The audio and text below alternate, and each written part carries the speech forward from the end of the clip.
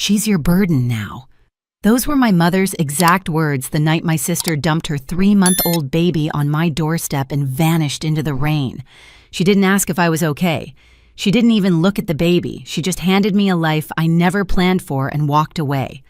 10 years later, those same people dragged me into court claiming I'd kept them apart. I sat there holding the sealed folder they never knew existed, listening to them lie like it was effortless. And the moment I stood up to speak, something shifted because the truth in that folder wasn't just damaging, but also reveal things they never thought of. I used to think my life was small in the best way, quiet, predictable, safe. I worked long shifts as a pediatric nurse, came home to my one-bedroom apartment in a quiet corner of the city, reheated leftovers, watered my plants, and fell asleep to the hum of the radiator. I never imagined motherhood, certainly not the kind that arrives wrapped in a damp blanket at midnight. But life doesn't ask if you're ready. It just shows up and waits to see who you become. The night Elena disappeared felt unreal. One moment I was folding laundry while a storm tore across the streetlights outside. The next I was staring at a 3-month-old in a car seat, rain dripping from the canopy, a single crumpled note tucked beside her tiny fist. She looked so small, so breakable, her breath soft and shaky, like she knew she'd been left behind. I remember my hands shaking as I called my parents, desperate for any sign they cared.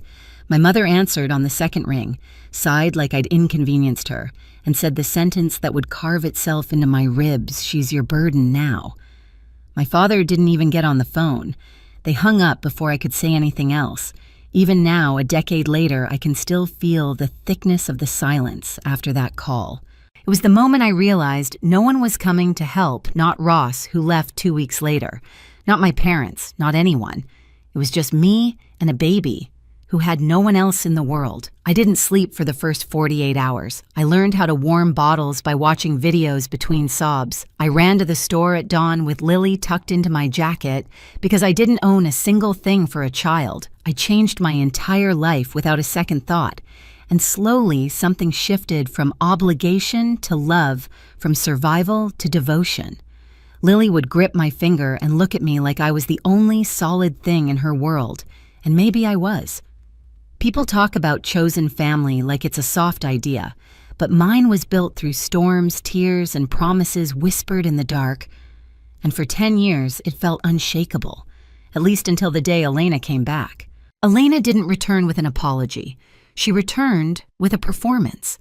It happened on an ordinary Wednesday. Lily was 9, stretched across the living room floor, building a cardboard solar system, humming softly the way she did when she felt safe.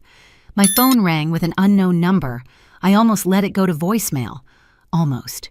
"Ruby, it's me." For a second, my brain refused to match the voice to the sister who'd vanished into the rain 10 years earlier. But then the familiar tremble slipped through the one she used whenever she wanted something. She said she was in the city. She wanted to talk. She wanted to explain. She chose a cafe across from a quiet park, neutral ground, she called it. And when she walked in, I barely recognized her. Polished hair, soft makeup, steady eyes, not the frantic girl who'd left a baby on my doorstep. She looked curated. "I'm sober now," she said, fingers laced, voice perfectly measured. 7 years. I'm glad I responded truthfully and cautiously. "I want to meet her," she added, "if you think that's okay." As if she hadn't forfeited that right years ago. I didn't answer immediately. My mind was running calculations, Lily's stability, her anxieties, the nights she woke up after nightmares whispering, "Don't let them take me." But I agreed to try one controlled meeting. 1. The Children's Museum felt safe, public, bright, full of noise. Lily clung to my hand, shy in a way she never was. Elena approached gently, too gently, like she was trying to earn points. And when Lily said, "Nana is my real mom," and Elena's eyes filled with tears, I wanted to believe the moment humbled her. But humility doesn't last long on people who are used to shortcuts. Over the next months, Elena's presence grew. Weekly visits, texts asking about school projects, little gifts dropped off at our door. And Lily, being soft-hearted, opened up slowly.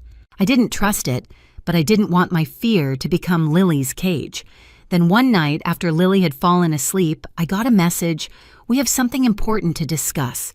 Tomorrow, sign not just Elena, and Grant. Grant Dalton, her new husband, a man I had never met. The next day they sat across from me at my dining table, hands intertwined, smiling like everything was predetermined. "We want custody," Grant said calmly. Elena didn't even flinch. And right then, watching Lily's crayons scattered across the table between us, I felt something inside me lock into place. This wasn't reunion, this was a takeover. For a moment, I couldn't breathe. The word custody hit harder than anything Elena had ever done to me, including the night she abandoned her child on my doorstep. My fingers curled around the edge of the table to steady myself. "You can't be serious," I said quietly, not trusting my voice. "We are," Grant replied, tone smooth, too smooth. "Lily deserves a traditional household, a stable home, 2 parents." He said it like I hadn't been both parents for a decade. Elena nodded with rehearsed calm. "You've done so much for her, Ruby, truly, but it's time she comes home." Home. Lily's home was 10 feet away down the hall, her drawings taped to the walls, her little shoes lined neatly by the door. I didn't argue, not because I agreed, but because Lily was in the living room coloring, listening for every sound. I walked them to the door, expression, neutral voice, steady. They mistook that for weakness. Later that night, after I tucked Lily in, I found her curled up, whispering in her sleep, "Don't take me, don't take me." I sat on the floor beside her bed, hand on her back, feeling her tiny breaths tremble. And in that quiet, something in me snapped, not the brittle kind of breaking, but the clean, sharp click of a lock closing. A decision made. I wasn't losing her, not to Elena, not to anyone. The letter arrived 3 weeks later, a formal petition for custody, filed, stamped, cold. My parents signed affidavits supporting Elena, claiming I had blocked family access and distorted Lily's understanding of her heritage. Lies, all of them. I stared at the page until the words blurred.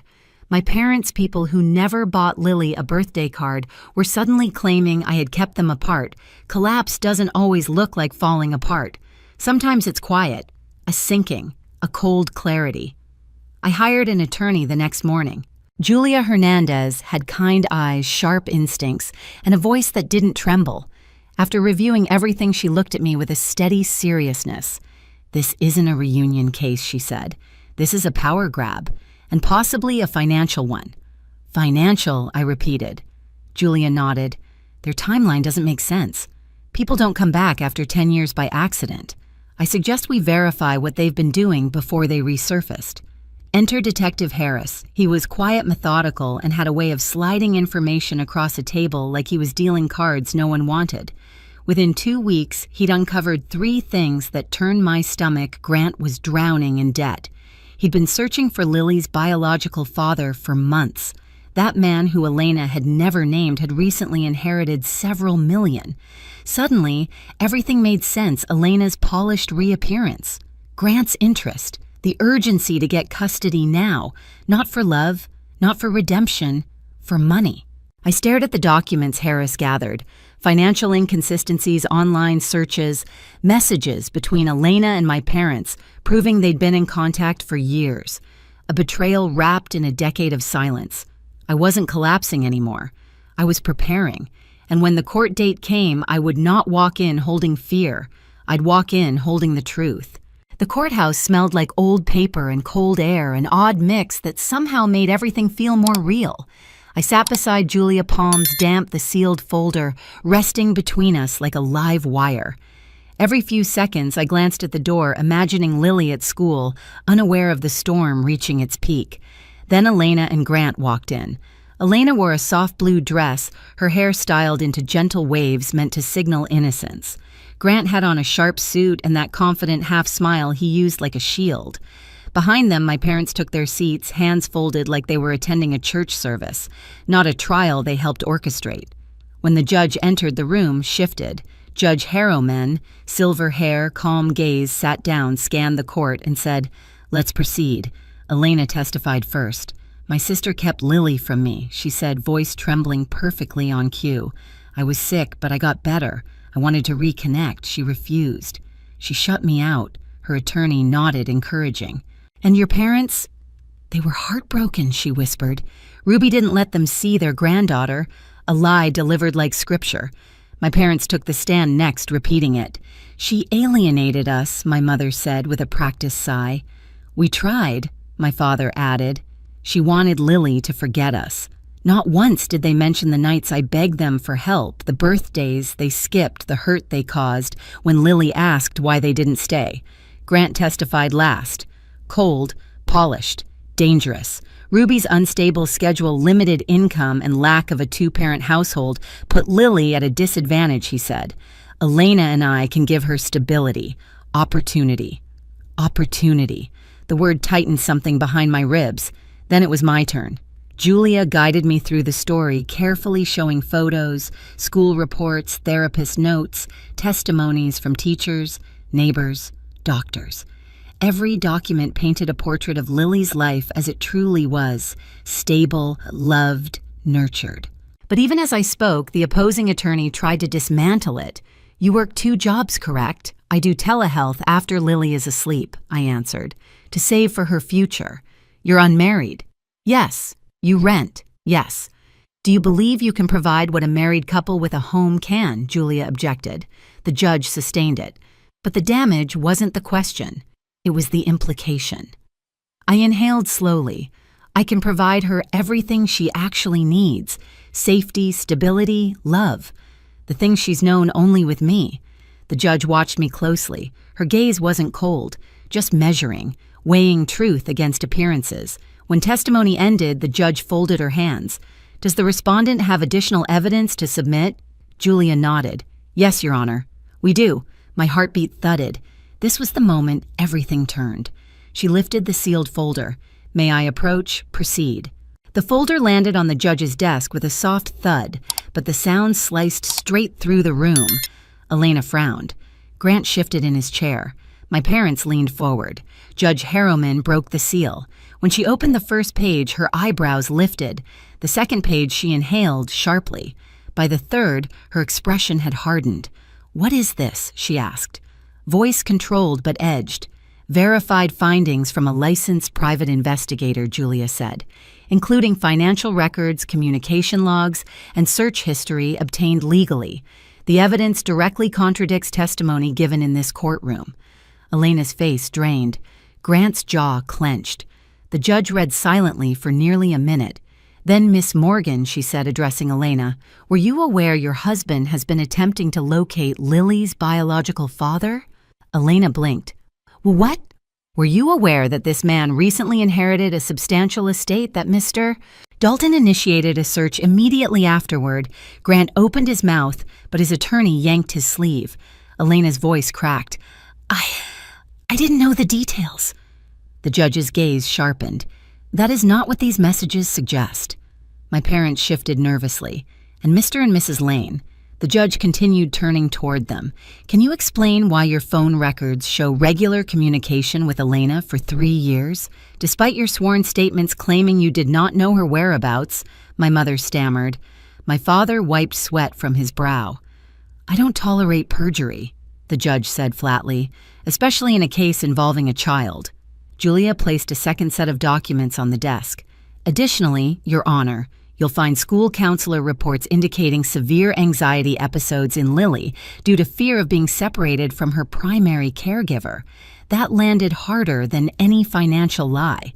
Silence spread across the room. Judge Harrowman closed the folder. Then she looked at me directly. Miss Lane, please stand. My legs trembled, but I stood. The court acknowledges your decade of consistent loving care. Lily identifies you as her psychological parent. Removing her from your home would be emotionally damaging and contrary to her best interests. I felt the room tilt. My breath hitched. Therefore, she continued, custody remains solely with you. A sound escaped me, a quiet, broken gasp. Elena Morgan.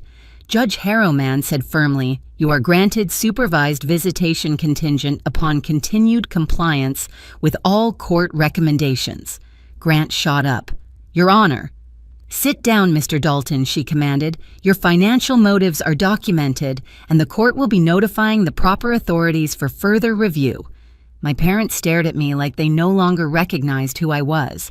Court adjourned. The gavel struck one clean, final blow.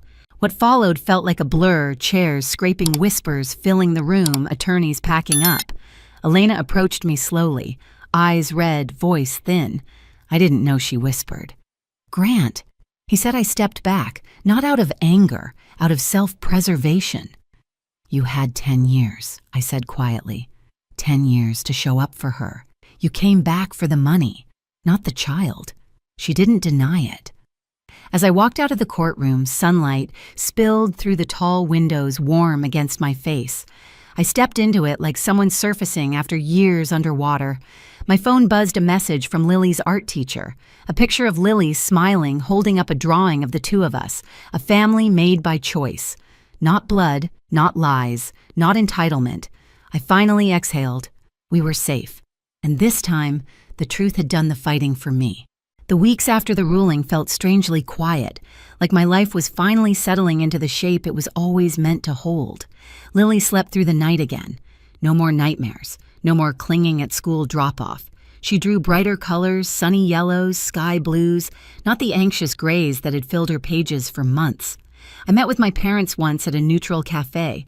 There was no shouting, no dramatic scene, just a calm distance that felt irreversible. They wanted access. I set boundaries. Supervised visits, full transparency, zero manipulation. They agreed, but I could see at the realization that the power they'd always held was gone. Elena filed for divorce from Grant quietly.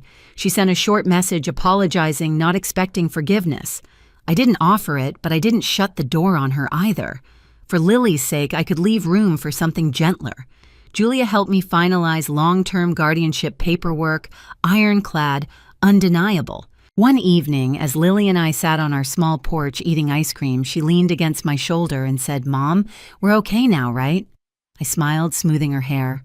"Yes, sweetheart, we're more than okay." For the first time in months, the future felt wide open, and ours. Some families are built from blood. Others are built from choice, from loyalty, from every quiet promise kept when no one is watching. Lily and I, we're the second kind. And after everything we survived, abandonment, lies, a courtroom where truth had to fight for air. We came out stronger, steadier, unbreakable. If this story stayed with you, tell me in the comments. And if you've ever had to protect someone you love from your own family, you're not alone. Hit subscribe so you don't miss the next story.